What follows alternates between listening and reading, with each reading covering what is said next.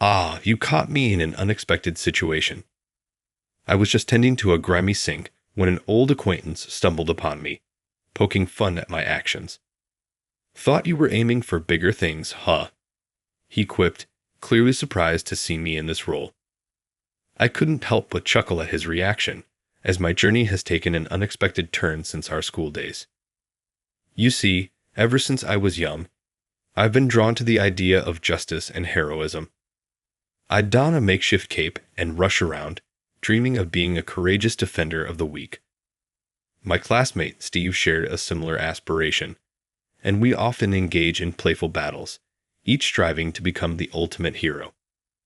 But life has a way of reshaping our paths, and I found myself veering away from the traditional notions of heroism. Instead, I discovered a deep fulfillment in serving others in a more hands-on, practical way. So here I am, taking pride in maintaining the cleanliness and order of this facility, playing a part in ensuring the comfort and well-being of those who pass through. It may not be the flashy heroism I once envisioned, but it's a role that aligns with my core values. As my old friend stood there, speechless, I couldn't help but reflect on how our perceptions of success and heroism can shift over time. Sometimes, the true measure of a person's character lies in the simple, yet profound acts of service they undertake, rather than the lofty titles they hold. The desire to be the top hero was just as fierce in both of us. We often clashed, each insisting that we were the greatest hero. Our hero role-playing games frequently turned into heated debates. I'm going to be the main hero. No way, I'm the one who gets to be the main hero. Whenever my friends and I tried to decide who would play the lead part, Steve would always butt in, claiming it for himself. What are you talking about, Steve? You joined in late, so I'm the main hero. That's not a rule. I'm the main hero. This back and forth would continue until the adults had to intervene. Steve and I shared a peculiar bond. We first met in kindergarten, and even then, he was always tormenting me. I was fed up with it. I thought I'd get a break from him in elementary school, but we ended up in the same class in first grade, and again in second and third. It seemed like we were destined to be classmates for all 9 years of mandatory education. We were always aware of each other, each striving not to be outdone by the other. It was a rivalry, though not the kind that brings out the best in people. The academic rivalry between Mike and Steve was fierce. After each test, they would compare scores, each hoping to outshine the other. When they both achieved the same high marks, it only fueled their competitive spirit further. The desire to be the best pushed them to excel in their studies, yet it also created a tense dynamic between the two. This competitive streak extended beyond the classroom, as they vied for glory in school sports and student council activities. Despite their differences, their relentless drive to succeed helped their team triumph year after year. As a lighthearted jest, the situation left us both feeling uneasy. People often wondered why we couldn't get along, but deep down, we recognized each other as our fiercest competitors. Our rivalry continued throughout high school, as we vied for success in academics, sports, and every other arena. We likely would have even competed to gain admission to the most prestigious college, but everything changed in the fall of my freshman year. Tragically, my father passed away in a sudden car accident. The devastating loss plunged our family into profound grief. I can still vividly recall the scene, my father's smiling portrait, the grand floral tributes, and the soft weeping all around me. The other driver claimed innocence, but we knew better. The accident occurred due to his reckless behavior, smoking, using his phone, and driving under the influence. Yet, he shamelessly denied any fault, exploiting the fact that my father was no longer present to defend himself. He never offered an apology, leaving us outraged and completely bewildered. Fortunately, the dash cam and nearby security footage clearly showed that my father was not to blame. The driver was solely responsible for the incident. Our family lawyer, Bob, was a recent addition to a small firm, but he worked tirelessly to restore my father's reputation. He assured us he would take charge and clear my father's name. Thanks to Bob's efforts, my father's name was publicly cleared, and the responsible party faced severe consequences. We are forever grateful, Bob. This will provide my husband with the peace he deserves, my family said through tears of relief. Even though the responsible party never apologized, it no longer mattered. The most important outcome was that justice had been served. I had started to recover from my despair, and my admiration for Bob fueled my progress. I told Bob, "I want to become a legal expert like you." He smiled and replied, "Like me. That's wonderful. Put in your best effort, and I'll be here to support you." Bob's dedication and success inspired me to pursue a law degree. I set my sights on a challenging university and studied diligently every day. However, as I advanced, I couldn't shake a lingering sense of dissatisfaction, though I couldn't quite pinpoint the reason. Still, I persevered. One day, when I shared my plans to study law, my friend Steve was taken aback. "Really, Mike? You're aiming for that law school too?" A legal professional, he also possessed a strong sense of justice. We were united by the same objective, yet Steve had a rather coarse manner of speaking. I quietly pondered whether he might be better suited for a darker, heroic role than a conventional one. As we now shared the same goal, Steve declared, "All right, I'll be the top candidate. You can simply trail behind me." "I apologize, but I cannot allow that to happen." "My dream is at stake," I responded. And just like that, a rivalry between us began. We both studied harder than ever, determined to outperform each other on the entrance exams. To my surprise, that sense of dissatisfaction vanished as I immersed myself in the competition. Deep down, perhaps I yearned for this challenge. Ultimately, we both passed the entrance exams, with Steve narrowly surpassing me by a few points. As a law student, I threw myself into my studies, finding fulfillment in the competition with Steve. But after my father's death, life took another turn. My mother, who had been working tirelessly, collapsed. Years of hardship had taken their toll. While I had a scholarship to cover tuition and managed living expenses with part-time jobs, there were still hospital bills for my mother and exam fees for my twin younger brothers, who were about to face high school entrance exams. They would need money for tuition if they passed, so I cut back on my own expenses and increased my work hours to save every penny. My meals became increasingly frugal, and I quickly lost weight, worrying my friends. But I kept going, driven by a sense of justice for my family, even though it was also a reckless spirit of self-sacrifice. Eventually, my body couldn't keep up. After finishing a night shift, attending lectures all day, and then working another night shift, I collapsed during work. The doctor told me I was suffering from overwork and needed to rest. He advised me to stop doing part-time work for the time being. "But my family needs me," I protested. "Calm down, Mike. If something happens to you, it's all for nothing, right?" The doctor told me that, and I was left speechless. He was absolutely right. At this rate, my family and I would collapse together. Why didn't I realize something so simple? I thought a lot about it while getting IV drips in the hospital. The dream I pursued, inspired by my admiration for Bob, and the need to improve the reality around me. They couldn't coexist. I had to choose one, and that meant giving up the other. My heart made the decision immediately. I couldn't abandon my family. I decided to drop out of university and start working.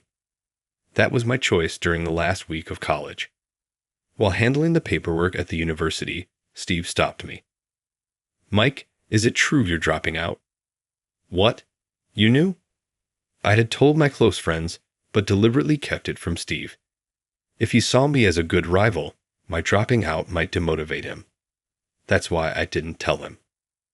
"Why the heck are you doing this? Giving up halfway like this because you collapsed? Is that enough for you to quit?" "It's part of the reason.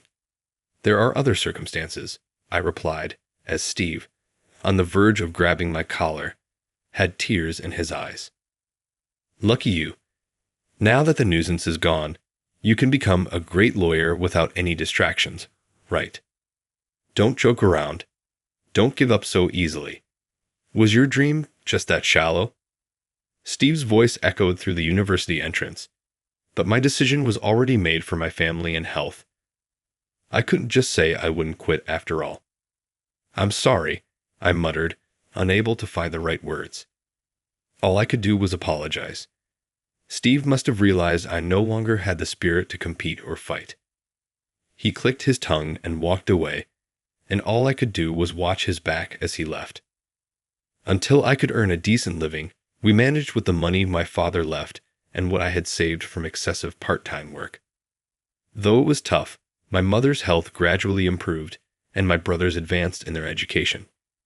I resumed part-time work to support our living. Years passed. One day, I was in the restroom of a courthouse I visited for an errand. It was pretty clean, but I noticed some dirt on the wash basin. When my mother was in the hospital, I mostly did the housework.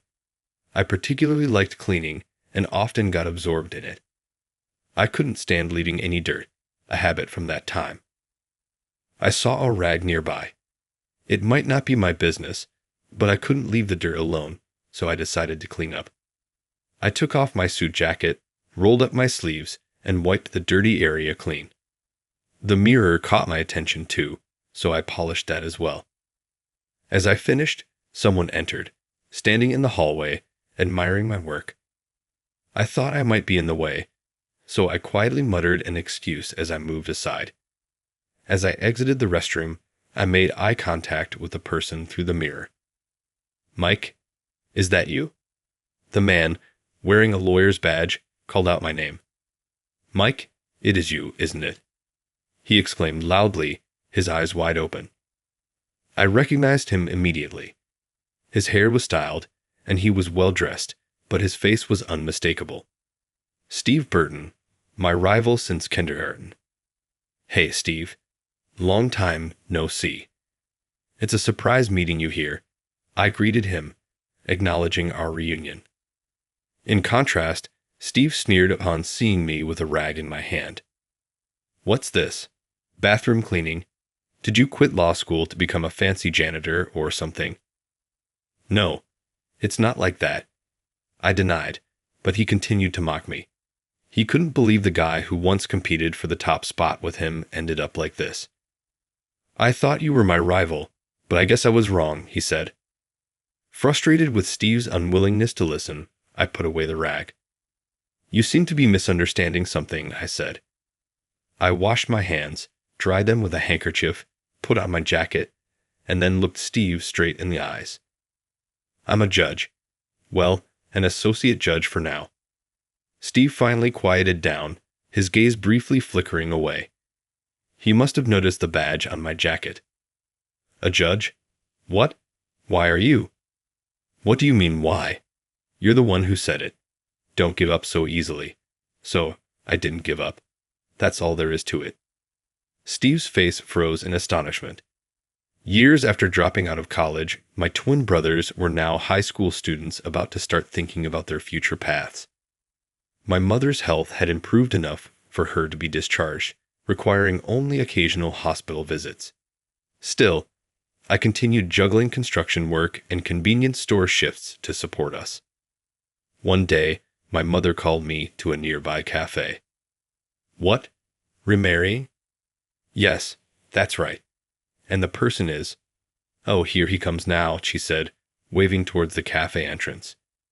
Turning around, I saw a man about my mother's age approaching us. The person is waiting. "Sir Dr. Thompson, right?" My mother's new partner was Dr. John Thompson, her primary physician. "Mike, I'm looking forward to our future together." "Yes, likewise. I'm looking forward to it too." The awkwardness of knowing my mother's remarriage partner only lasted the first few weeks. John was a very kind and caring person. I felt at ease leaving my mother in his hands. My brothers quickly warmed up to John, bonding with him as if they were a real family. Moreover, both of them began expressing a desire to become doctors like John and wished to pursue medical studies. I was worried about the high tuition fees, but John generously offered to pay for everything. Even though they were his stepsons, he was genuinely happy that they wanted to follow in his footsteps. He also offered to take care of our household finances, saying the money I earned for the house should be used for myself. Suddenly freed from my responsibilities, I was unsure of what to do next. But then I came to a decision. There was still something I hadn't accomplished. The path to becoming the hero of justice I had always admired since childhood, the path of law, which I had entered inspired by Bob. I resolved to re-enter law school and resume my studies. That's the decision I made. My brothers and I enrolled in the same university. They in the medical school and I in the law school. I studied hard again, maintaining the top position in my class. I passed the bar exam on my first try and received high praise during my legal training. This is how I became a judge, but I am still an associate judge. It takes over a decade of experience to become a full judge. I continue to strive, knowing this is not the end goal. The presence of a rival fuels my motivation. Even though I was praised as a top student in law school, I still felt unfulfilled. The fact that I had fallen behind years ago always lingered in my mind. Someday, I will stand shoulder to shoulder with that man, my classmate and rival, and surpass him. That thought has been my driving force. After hearing my long story, Steve stood there looking down. "So that's what happened," he said. I wondered if this man was really Steve Williams. He had such an uncharacteristic expression on his face. "I'm sorry about back then. I knew your situation, yet I only pushed my ideals on you. You must have been struggling too." He regretted what he had said to me just before I dropped out of college. His uncharacteristic words caught me off guard, and I nearly burst into tears. "Why didn't I support you more? I'm really sorry. I regret it." Steve remained downcast. I said, "Look up, man," and put my hand on his shoulder. "Steve, I'm actually thankful for what you said back then. Don't give up so easily. It was because you said that I decided to try again." After leaving college, I honestly thought about giving up on law, maybe getting a job at some average company, and leading a vague, aimless life.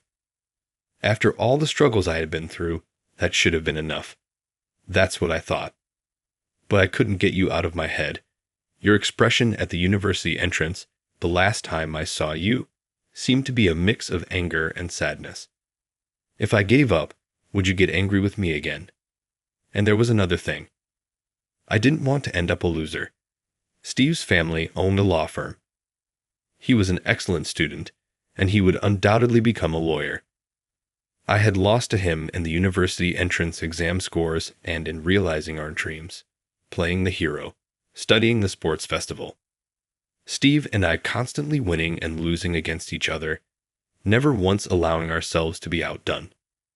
It wouldn't be an exaggeration to say that ending my lifelong competition with him as a loss would be like losing a part of my life. That thought was unbearably frustrating. It was these two major reasons that allowed me to make a comeback. That's why I'm grateful to you, Steve. Thanks for getting angry at me back then. When Steve looked up, he met my eyes and gave a slight smile. That's right. You've always been that kind of guy, always competing with me. No matter how much I pushed you away, you'd always claw your way back. Always in my way. No. It was you who was always trying to compete with me, wasn't it? I responded with a smile. Fine then, Mike. Let's have another competition. Who will make it first? Me taking over my father's firm as a director, or you becoming a judge? I accept your challenge. Just don't cry later, okay? That's my line. We bantered, glaring at each other as sparks flew. After a few seconds of this, we both reached our limit and burst out laughing. Ahaha. Oh man, we hadn't changed a bit since we were kids, right? But this is us, isn't it? Always trying to one-up each other. Looking forward to more of this. Yeah, absolutely. Same here, Mike.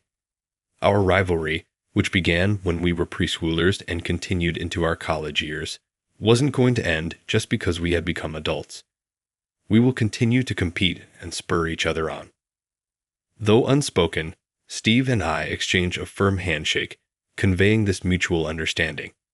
Sometime later, Steve and I started to interact as friends, even drinking together. Finally, as we were approaching our 30s, I said, "Wow, you already have a wife and kids." Steve was already married, aiming to be a distinguished director for his family's sake. "What about you?" he asked. "Me? I haven't thought that far ahead," I replied, still single. As I sighed, Steve proudly started talking about his wife and family. "Marriage is great. Kids are wonderful," he said with a smile. In this regard, I knew I couldn't compete with him. Instead of feeling envious or jealous, I just listened with a smile, finding it heartwarming. One day, Steve contacted me and invited me to his house. He was throwing a birthday party for his daughter and asked me to come and celebrate with them. I was worried about intruding on a family event, but apparently, my name was well known as Steve's rival, and they were eager to meet me. "Hi, it's great to meet you," I said as I was guided to the living room. I saw his wife and their daughter running around. "Welcome. My husband always speaks highly of you," his wife greeted me with a gentle smile. Their daughter, seemingly startled by my sudden appearance, clung to her mother's legs. Not wanting to scare her, I crouched down to her level and asked, "Hello, what's your name?" She blushed and hid behind her mother.